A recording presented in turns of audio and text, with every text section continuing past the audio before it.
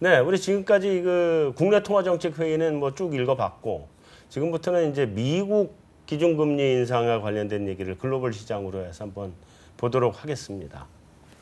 요새인 리포터. 네, 안녕하세요. 어서 오세요. 네. 오늘 준비한 게 미국 기준금리 인상하고 관련된 기사들이죠? 네, 그렇습니다. 네, 좀 소개 좀 해주세요. 네, 먼저 지난달에 열렸던 미국 FOMC 관련된 얘기를 먼저 시작해야 될 것 같은데요. 연준의 3월 성명서와 4월 성명서가 달라졌죠. 눈에 띄는 주목해야 될 점이 있었다면 어떤 게 있었나요?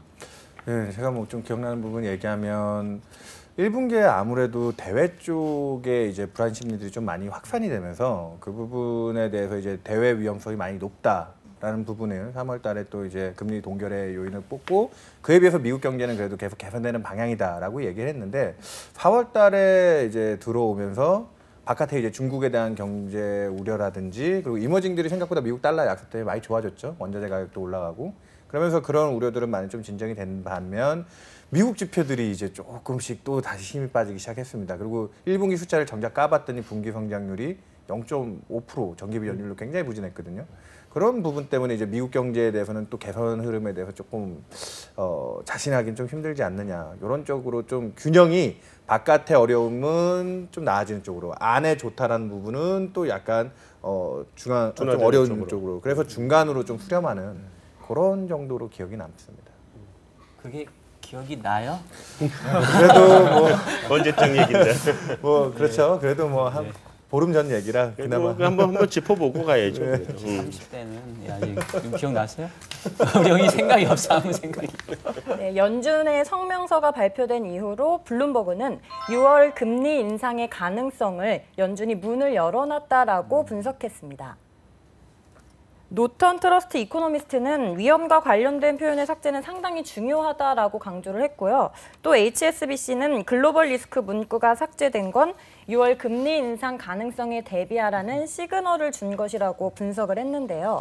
6월 금리 인상 가능성에 대해서 어떻게 생각하시나요? 시그널 받으셨나요? 윤 위원님께서 말씀하신 것처럼 좀 지표가 지금 신흥국의 그런 좀 위험 불확실성이 좀 선진국으로 특히 미국이 먼저 좀 반응을 하는 것 같거든요. 이런 부분 때문에 좀 지표상으로 봤을 때는 좀 반신반의가 되는 게 사실이고 사실 좀 6월 금리 인상을 하기에는 그 성장 동력의 회복 그세 모멘텀 자체가 좀 둔화되었다고 보는 것이 데이터 디펜던트한 기준으로 봤을 때는 조금 어렵지 않나. 현실적으로는 좀 2월 될 가능성이 높아졌다 이렇게 보고 있습니다. 그러니까 4월 FOMC 이후에 발표됐던 뭐 4월 ISM이라든지 미국 고용 지표라든지 이쪽에서 이제 조금 시장 기대치보다 또 낮은 수준의 데미지들이 들어왔거든요. 네. 사실 그 부분하고 그리고 4월 FOMC 성명서에서도 또 중요한 포인트 중에 아까 얘기 안 했던 부분이 인플레이션이 계속 올라오다가 딱 그 4월 달에 FOMC 직전에 발표된 3월 숫자가 또 꺾였어요. 유가는 올라오고 있음에도 불구하고 미국 내부적으로 이제 올라가던 물가에 대한 기대가 좀 꺾인 부분이 있었기 때문에 지금 4월 고용지표 나오고 나서 주요 IB 중에 6월달 금리 인상을 지지했던 하우스들이 꽤 많았습니다. 미국 쪽에 뭐 골드만삭스라든지 바클레이즈라든지 뭐 꽤 많은 하우스들이 있었는데 그 하우스들이 다 일제히 지금 그렇죠. 예 동결 쪽으로 넘어갔어요 지금. 그래서 그 FOMC 성명서 나오고 난 다음에 그 불과 보름간의 간격 그 사이에 시장의 기대는 좀 많이 변했죠. 아까 이제 4월 FOMC 사실 저희가 기억을 잘 못하는 이유가 말씀했던 것처럼 이제 그 이후에 지표들이 상당히 많이 바뀌었고 아까 이제 뭐 연준이 6월 금리 인상 가능성의 문을 이렇게 열어놨다고 했는데 바람 불어서 다시 닫혔어요. 네, 그래서 지금은 조금 상황이 다른 것 같고 지금 제가 보기에는 이제 미국 경제의 그 미스테리가 뭐냐면 작년 같은 경우 보면은 고용 시장이 그렇게 좋고 또 이 에너지 가격이 그렇게 낮고 그럼 사실 미국인 입장에서는 이보다 더 소비하기가 좋은 상황이 없거든요. 근데 미국의 소비는 지난해 상당히 부진했습니다. 근데 최근 들어서는 고용 시장이 약간 조금씩 이제 뭐 질적인 지표 임금은 조금 올라오지만 양쪽으로 다시 고용 그 수 자체가 줄어들고 있거든요. 그리고 이제 유가도 조금 올라와 있고 그럼 작년에도 미국인들이 소비를 많이 안 늘렸는데 과연 고용이 조금 주춤하고 다시 이제 어떤 비용이 올라가는 상황에서 이제서야 이 소비를 늘릴 수 있을 거냐? 저는 그 부분이 상당히 퀘스천 마크라고 생각을 하고요. 그거에 대한 확신이 있기 전에는 금리 인상은 절대 못할 것 같다. 그래서 6월달 금리 인상은 저는 뭐 이미 물 건너간 게 아닌가. 예, 바람 밖에 너무 많이 불어갖고 문 못 열 것 같은데. 근데 그 지금 달러는 네. 그 굉장히 강세잖아요, 여전히. 그죠? 강해졌다가 그러니까 미국이 못 올린다라고 해가지고 음. 다시 달러 인덱스 기준으로 뭐 90 초반대까지 내려왔다가 뭐 네. 지금 조금 약 되돌리 다시 좀 반등하는. 그러니까 달러 강세가 네. 어쨌든 좀 내려오긴 했지만 그래도 강달러가 유지되고 있는 상태 아닌가? 레벨로 보면 레벨로 보면 그렇잖아요. 네. 그러니까 뭐 금리 인상이 왜 그 달러에는 반영이 안 되는 거죠? 그건 사실 그러니까 이제 미국 금리 인상 통화보다는- 가능성이 물 건너간 게. 그러니까 제가 보기엔 그거는 이제 미국 통화 정책보다는 주변국의 통화 정책에 영향이 더 큰 것 같아요. 아 그래요? 네. 다른 나라들이 경쟁적으로 절하시켜서 그렇죠. 지금 중국이 계속 그러고 있더만. 그리고 또 아무래도 시기가 지금 5월 중순에 접어들었지 않습니까? 네. 6월 중순에 예정되어 있는데 아무래도 이 6월 달 지금 FOMC 3월 점도표에서 연 2회 금리 인상을 반영한 점도표가 나왔고 이에 대한 경제 지표가 흔들리고 있지만 우선은 그거를 사람들이 싸그리 무시는 못하지 않습니까? 그렇기 때문에 시간이 지나면 지날수록 6월 FOMC에 대한 경계 심리는 어쩔 수 없이 가질 수밖에 없고요. 그런 상황 속에서 달러와 강세 속도가 둔화되었지만 최근에 다시 조금 그 속도가 둔화된 부분이 회복을 하는 부분은 시간이 점점 FOMC에 가까워지면 가까워질수록 기술적으로 조금은 달러가 강세에 대한 그런 모멘텀을 좀 회복할 수 있는 기술적인 흐름이 아닌가 이렇게 보는 게 좀 적절할 것 같습니다. 잘 알겠습니다. 다음. 네, 박정윤 연구원님 말씀하신 것처럼 고용 지표를 들면서 월스트리트의 힐센레스 기자입니다. 연준 전문 기자라고 불리기도 하는데 힐센레스 기자는 고용 지표를 요인으로 6월 금리 인상의 가능성을 낮게 평가했습니다. 4월 고용이 이제 안 좋게 나왔죠. 그 잘 나오는 기준인 20만 명보다 더 낮은 16만 명이 나왔고요. 그렇죠. 그리고 그거 안에를 세부적으로 보면은 시장 예상치보다도 안 나온 훨씬 거죠. 안 좋게 나왔습니다. 안 좋게 나왔고요.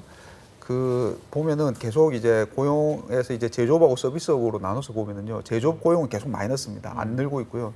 서비스업이 그 전달에는 좀 늘었는데 그 늘었던 서비스업이 이제 증가폭이 줄면서 전체를 다 내려온 거죠. 이제 보면은. 그러니까 뭐 이 자리에서 몇 번 얘기됐지만은 계속 미국 고용의 이제 그 제조업의 괜찮은 일자리보다는 서비스업의 웨이터 이런 자리만 계속 늘고 있는 게 과연 이게 진짜 좋은 거냐 이런 논란하고 3월에는 고용 이제 수는 양은 잘 나왔는데 임금이라는 질이 안 좋게 나왔는데 4월에는 반대로 양은 안 좋게 나왔는데 임금이라는 질은 또 좀 좋아졌거든요. 그렇죠. 그러니까 이게 계속 상승률이 좋았죠. 혼조를 보이고 그 와중에 아주 막 이렇게 좋아지는 건 안 보이니까는 그래서 이제 그 힐센레스 기자 같은 경우는 이 고용이 이래 가지고서는 6월에 올릴 수 있을까? 그리고 시장도 그걸 반영해서 미국 금리 인상 확률이 그 지표 나오고 나서 6월 인상 확률이 10% 아래로 떨어져 버렸거든요. 그냥 지금 아까 그 지적했던 소비 문제가 사실 제일 심각한데 고용 지표에도 이번 16만 명 중에 제일 크게 꺼진 분야가 소매하고 도매업 쪽, 특히 소매 쪽 고용이 엄청 줄었습니다. 거의 보합 수준까지. 그쪽이 원래 일자리 창출력이 많은 분야인데 백화점 매출들이 되게 안 좋아요.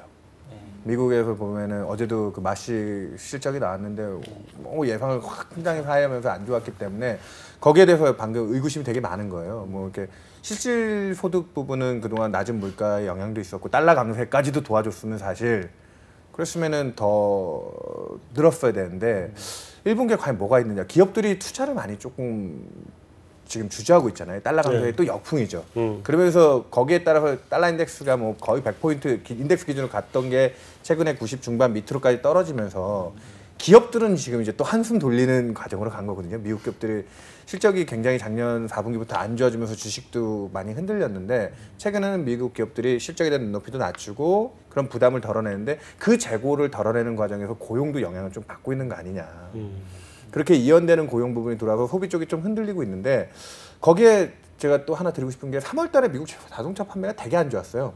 그게 이제 또 내구재의 제일 핵심인데 그거 문제 있는 거 아니냐. 미국 소비가 뿌리채부터 흔들리는 거 아니야 했는데 4월 달엔 그래도 자동차 판매가 좀 올라왔더라고요.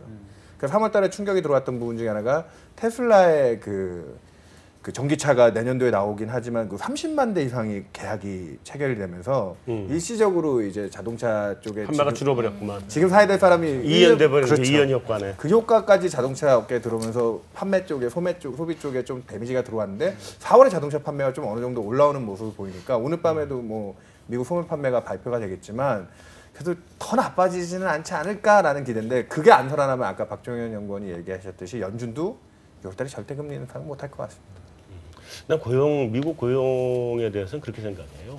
그러니까 그 마르크스의 노동시장 공급에 관한 이론이 뭐냐면 농촌 붕괴거든. 산업이 아무리 일어나도 농촌이 계속 붕괴되면서 그 농촌에 있는 인력이 계속 따라 들어오기 때문에 임금은 절대 안 올라간다. 그거거든요. 결국. 그러니까 그 전에 이제 멜서스의 인구론에서는 이제 그게 소득에 따라서 인구가 늘고 줄고 때문에 이렇게 그렇다는 얘기인데 그건 이렇게 해석을 하는데 난 이쪽에 가깝다고 봐. 왜냐하면 고용시장에서 빠져있던 사람들이 아직도 공급도 신규로 들어오고 있는 여건이기 때문에 그게 충분히 들어오기 전까지는 고용은 늘지만 임금은 올라가지 않는 이 미스테리는 지속이 될 거다. 그래서 일시적으로 임금 상승률이 오르락내리락은 할 수 있는데 본격적으로 이게 크게 올라가주는 구조는 아직은 아니지 않느냐. 경제활동 참여율이 너무 많이 빠져 있으니까 그 옐런이 그것 때문에 그 필립스 커브 가지고 연준 이사들하고 한번 작년에 논란도 있었거든요. 네. 그 부분이 결국은 옐런이 틀린 게 됐죠. 사실 올해 미국의 경제활동 참여율이나 고용률이 엄청나게 올라왔잖아요. 그 부분이 이제 일할 의지도 없던 구직 포기자들이 이제 이 정도 됐으면 실업률이 5% 밑으로 들어왔으니까 나도 일자리를 찾아볼까 하면서 그렇죠. 이제 임금 상승을 잡아야 하는 부분이 되니까. 보니까 벌어도요 옛날만큼 안 쓰는 것 같아요. 충률이 올라가서 그러니까 이게 아직은 좀 무서운 거야. 아직 뭐 한번 대인 게 있으니까는. 그렇죠. 예.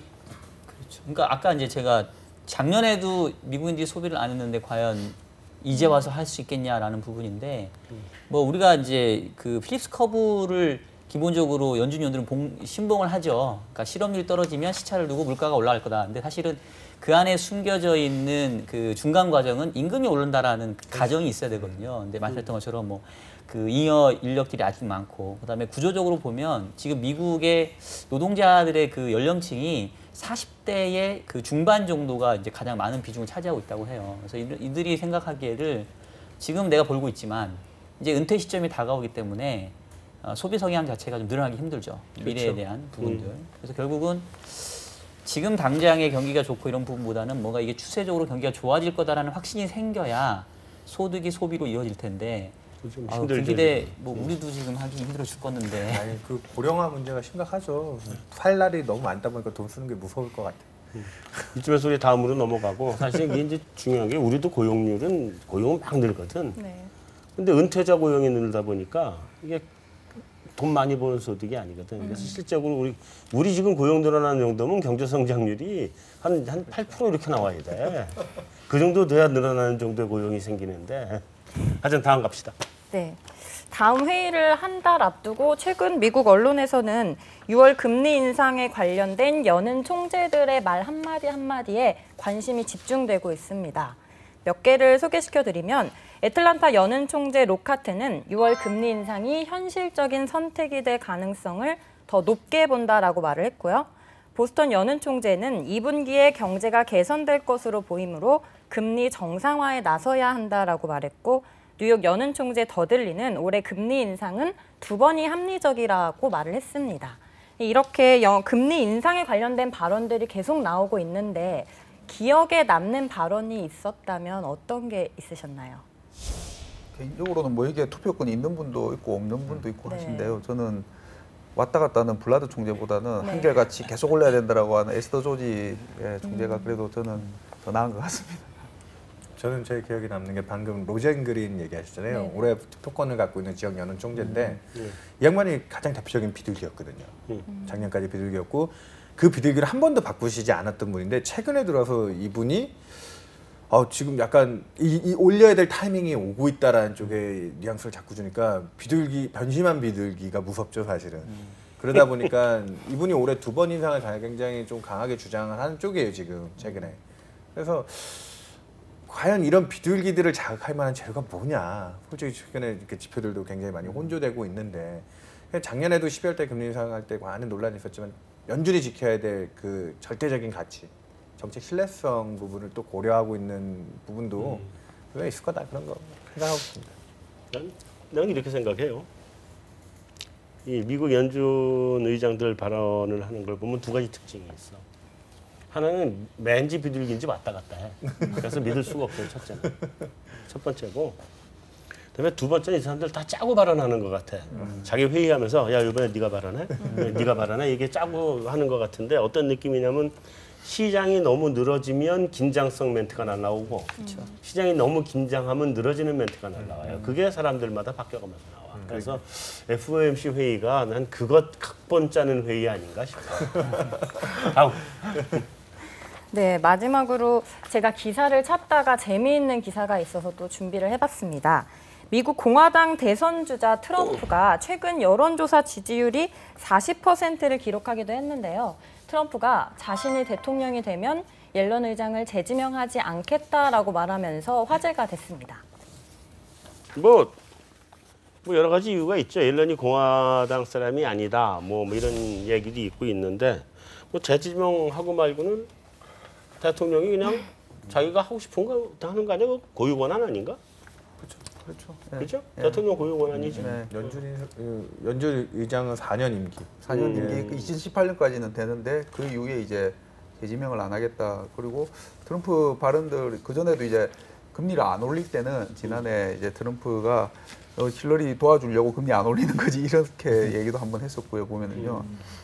그 지금 트럼프는 뭐 좀 왔다 갔다 하긴 하지만 그래도 뭐 채권 국채 빚으로 달러 찍어서 뭐 갚아버리면 되지. 그리고 금리를 인상을 해서 만약에 금리가 달러가 강해지고 금리가 올라가면은 미국 경제 이제 굉장히 안 좋기 때문에 금리를 올리면 안 된다라고 지금 생각하고 있기 때문에 네. 그래서 옐런 의장이 본인은 뭐 매파가 아니고 비둘기라 하더라도 어쨌든 지금 금리 그 인상을 그 주도하고 있는 연준 의장이기 때문에 바꾸겠다 뭐 그런 뉘앙스인 것 같습니다.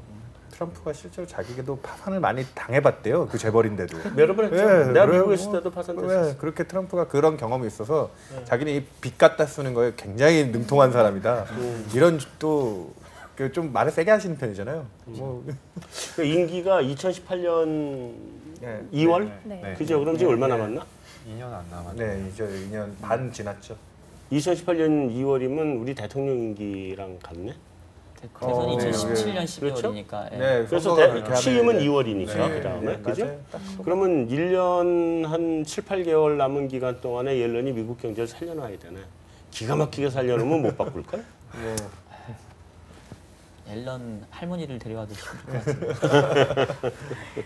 옐런 의장이 2014년에 취임을 했는데요. 과거 옐런 의장의 행보를 돌아본다면 개인적으로 어떻게 평가하시나요? 세계 경제 대통령을 제가 감히 평가를 하기는 좀 어렵습니다만 일단 뭐 최소한 무난하게 통화 정책 정상화를 이끌었기 때문에 최소한 뭐 중립 이상 우수한 수준은 아닌가 뭐 이렇게 판단하고요. 오히려 저는 뭐 그 평가하기보다는 이번 옐런 의장이 맡으시고 난 이후에 미국 경제에 대해서 좀 한번 생각을 해볼 수가 있었는데 미국 경제에 대한 세계 경제의 영향력은 여전히 강력하지만 과거처럼 절대적인 수준이 아님을 옐런 의장 시기에 전 세계인들이 좀 공감한 시기가 아니었나 이렇게 판단이 되고요. 뭐 며칠 전에 인포맥스 기사를 보니까 옐런 의장은 그 회의가 있어서 공항에 가실 때 일찍 나가신 걸 좋아하신다고 하시더라고요. 그렇기 때문에 이 성실성이 그동안의 그런 전반적으로 좀 우수한 그런 그 업적을 남기시는데 좀 일조하지 않았나 이렇게 판단합니다. 네. 훈훈하게 마무리하시네요.